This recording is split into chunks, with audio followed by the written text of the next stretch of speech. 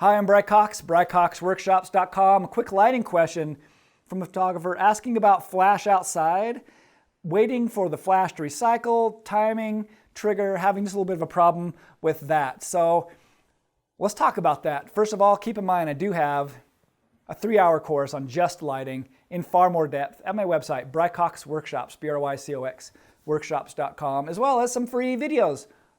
Sign up for my email list, you get some really substantial free videos emailed to you. Okay, so in terms of recycle time, so in this case we're talking about little flashes, what they call pocket flashes or speed lights. Not studio lights like you might see around here in my studio, but the little hot shoe flashes that kind of fit on your camera.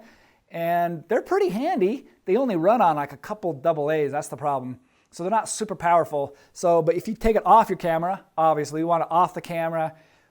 I've got stands as a free article on my website on how I've got mine rigged with what kind of radios and the little parts and things.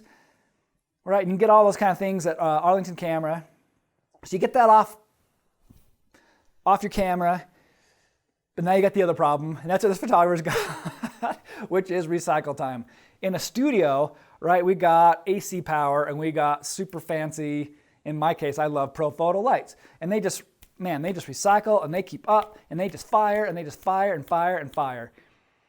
These little lights, they don't have AC power, and you could try to hook them up to little batteries and things, but they're still running off little AA's, and they're just little, and you're trying to a lot of times match the ambient with the ambient and sunlight. That's pretty bright. That means it's got to have a lot of output, and then it's got to go, you can hear it recycling.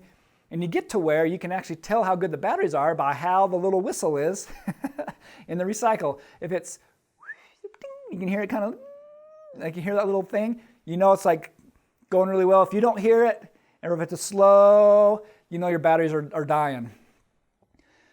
So one thing you can do to quicken that recycle time is to shoot in a darker environment. Avoid sunlight. Use shade, use a roof. Get in something darker, step in some little area where you're blocking a lot of light, and now you can bring that flash level down, let's say to a 4th power. In fact, a lot of times I shoot weddings, even though they might be indoors for receptions or family portraits, I might just set up a couple of these little flashes just for the speed of not having to run cords, put them on some umbrellas or various things.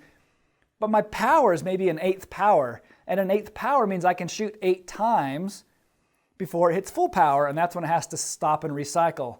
So really you got 8 shots, in that case at 8th power, or 4 shots at 4th power before it has to stop and recycle. And then, so if here's my gas tank, and if I shoot at a 4th power, all it has to do is recycle here, that much energy, as opposed to shoot, shoot, shoot, shoot, stop, recycle before it's ready to fire again. So keep that in mind. Bringing down your ambient, finding a cave of some kind to bring down your ambient. Then you can bring down your flash, will help with your recycle time. Other than that, best option is take out some studio lights and plug them into some batteries, some big, bulky batteries you can set up on location. All right, for more info, check out my full lighting course, Bry Cox Workshops, BryCox Workshops.com. All right, until next time, America.